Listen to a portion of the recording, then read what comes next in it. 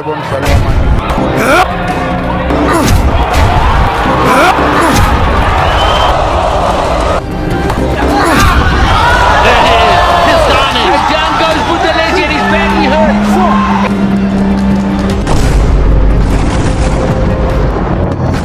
mga Pinoy boxers ay sanay na talagang dumayo sa ibang bansa, kaya nasanay na tayo na maging biktima sa hometown desisyon. Lalo na pag sa South Africa gaganapin ang laban, talagang huwag na tayong umasa pag umabot sa scorecards ng mga hurado. Kaya sa bawat pagdayo ay kailangang patulugin ang kalaban upang masigurado ang panalo at makatakas sa dayaan.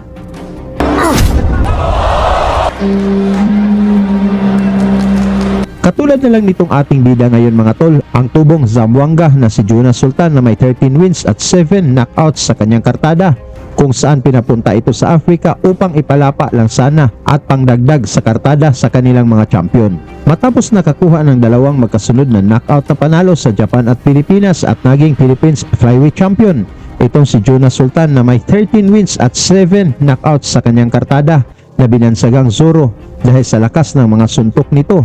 Naimbitahan ito sa Africa upang ipalapa lang sana sa kapatid ng world champion na si Zolani Tete. Ito ay ang African Super Flyweight Champion at IBF Intercontinental Super Flyweight Champion na si Makazole Tete na may 15 wins at 11 knockouts na nagmula pa sa dalawang magkasunod na panalo via knockout, kung saan ang huling biktima nito ay ang Pinoy na si Raymond Tabugon na tinapos nito sa knockout sa round 5. Tara mga tol, ating panoorin kung paano pinatulog ng Pinoy na nakatayo itong pambato ng Africa sa harap ng mga fans nito. Dala ni Sultan ang 13 wins, 3 losses na may 7 knockouts, habang ang champion na si Tete naman ay may 15 wins, 1 loss at 11 knockouts. Nakataya dito ang IBF Intercontinental belt ni Tete na naganap sa Dansane Indoor Center sa East London sa South Africa. Sa pagbungad ng round 1 mga tol, umatake na kaagad itong Pinoy na si Sultan na hindi nagpatinag sa mga African fans.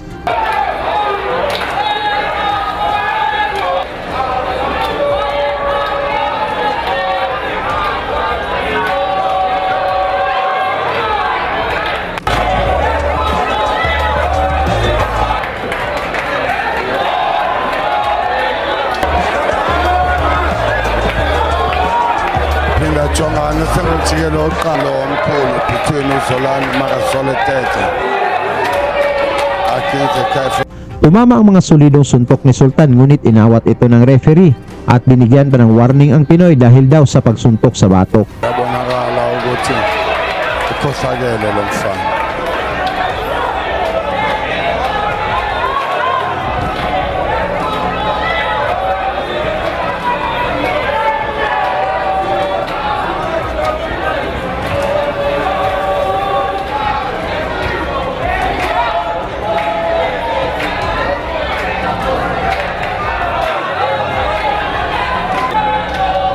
Makazole Tete.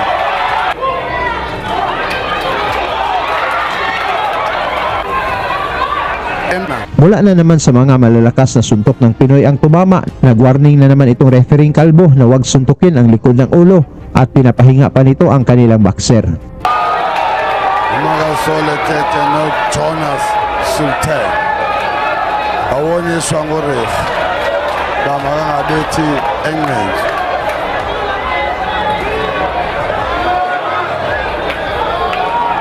Phinda jonga nasengijikelo oqala khangele kubonakalisa ukuthi ngumloza utakisa inhlansi lo, kuba lo mfana wasePhilippi ubonakalisa bungangamshabo kaParkman. Tuloy ang pagbigay ng pressure ni Sultan kay Tete mga tol, hindi ito natinag sa ginawa ng referee.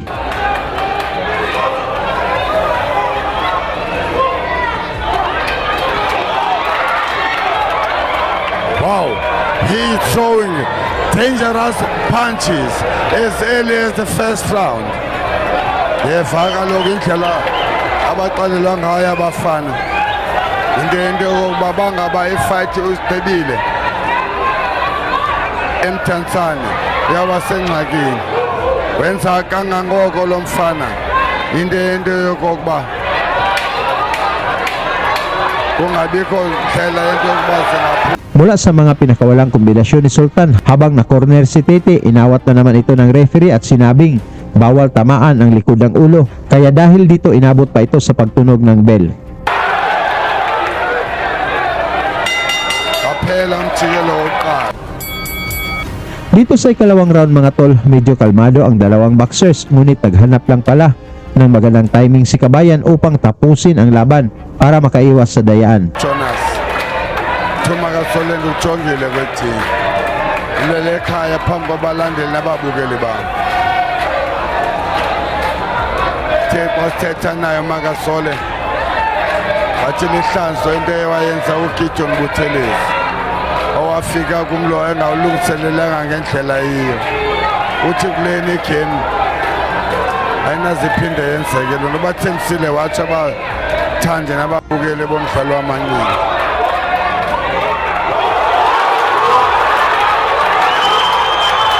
Mula sa malakidlat na kombinasyon ni Sultan mga tol, ang tumama talagang tulog ang African champion bago pa man ito naawat ng referee.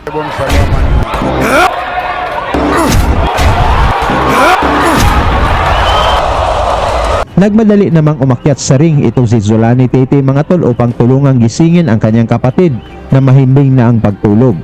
Naging tahimik at nagsitayuan ang mga fans ni Tete mga tol. Mula dito sa technical knockout na panalo sa round 2, nakuha ni Sultan mga tol ang IBF Intercontinental Super Flyweight title. Tungkol naman sa performance ni Sultan mga tol kung paano nakatakas sa dayaan, pag-usapan na lang natin yan sa baba at suportahan na lang natin si Sultan sa kanyang laban ngayong June 1 kontra sa Thai na si Jakpan Sangtung na gaganapin sa Midas Hotel sa Manila. Ang pangalawa naman mga tol, itong Pinoy na nagmula sa baluarte ni Manny Pacquiao sa General Santos City. Ito ay ang binansagang Doberman ng Philippine Boxing, ang 23 years old sa panahong ito na si Dave Apolinario. May taas na 5'5" na may 20 wins, walang talo at may 14 knockouts sa kanyang kartada. Matapos pinabagsak ni Apolinario ang kapwa Pinoy na si Mike Pinaadman ng 4 na beses dito sa Pilipinas. Ito, pinapaspasan na kaagad ni Apolinario. Nabigyan agad ito ng pinakamalaking laban sa kanyang karera. Sa unang pagkakataon, ito ay para sa IBO World Flyweight title. Nagtungo ang kampo ni Apolinario mga tol sa South Africa upang harapin itong kilabot na African champion na si Gideon Buthelezi. Hindi ito basta-bastang kalaban si Buthelezi mga tol, dahil isa itong 3 Division World Champion na bumiktima na ng maraming Pinoy, kung saan sa laban na ito ay pampataba lang daw sa kartada ni Buthelezi ang Pinoy at bumaba lang ito sa flyweight division si Buthelezi upang maging 4 Division World Champion. At alam naman ang kampo ni Apolinario na mahirap manalo sa desisyon sa lugar na ito, kaya ang kanilang game plan ay patulugin ang kalaban. Dala ni Apolinario mga tol ang record na 16 wins walang talo na may 12 knockouts, habang si Buthelezi naman ay may 25 wins 5 losses na may 5 knockouts. Ito ay para sa bakanting IBO World Flyweight title na ginanap sa East London sa South Africa. Sa pagbungad ng unang round mga tol, naging maingat ang dalawang boxers. Ang Pinoy ang naka white black trunks, habang red naman ang suot ni Buthelezi.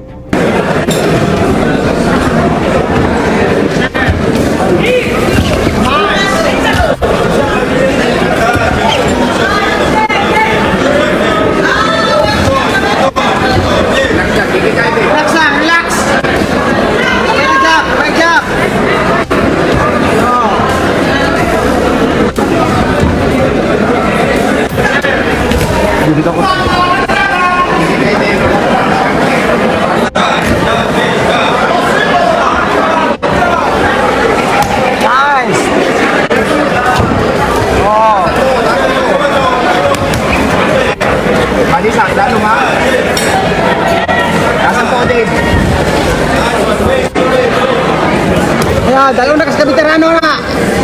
Unig jab. Oh, nice. Na lang.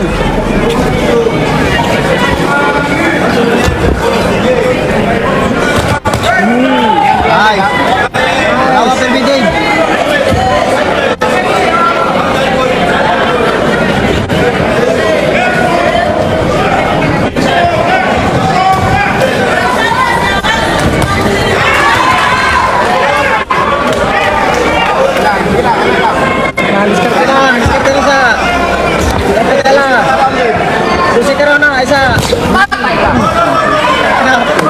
Purti na lang. Gaplos. Fokus. Ay, si kada ako diri, Dave. Kalit ng jab. Pintok na. Pintok ang jab. Ito kong jab. Oh, nice. Di kabut na si Mo, di kabut. Bang! Bang! Woo! Woo!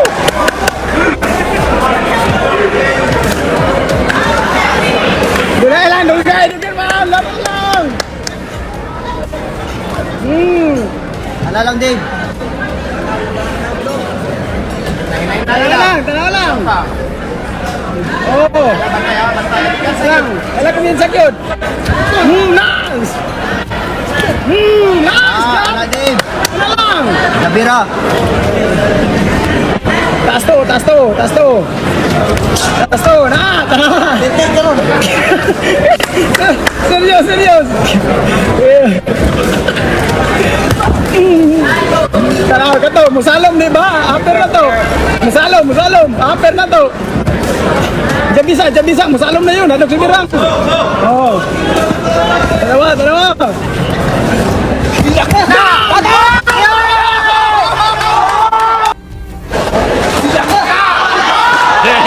This time and down goes Buthelezi and he's badly hurt in the first round. I don't even think he's Mula sa mabilis na kombinasyon na pinakawalan ni Apolinario mga tol, bagsak agad si Buthelezi. Pinilit pa nitong tumayo ngunit tinigil na ng referee ang laban. gonna make the count for the one fight. Gideon Buthelesi's been knocked out in the first round. Nanalo si Apolinario mga tol sa pamamagitan ng knockout sa unang round at naging IBO World Flyweight Champion. Tungkol naman sa pinakita ni Apolinario mga tol, sapat na ba ito upang maging IBF World Champion? Kontra naman sa Mexican na si Angel Ayala. Pag-usapan na lang natin yan sa baba at salamat sa inyong suporta. Lagi niyong sundan, huwag magpapahuli. Pag-usapan ni bakbakan, balita niya at laban. Mga Pinoy na di nagpapagapi. Salamat sa mga suporta na lagi nandyan.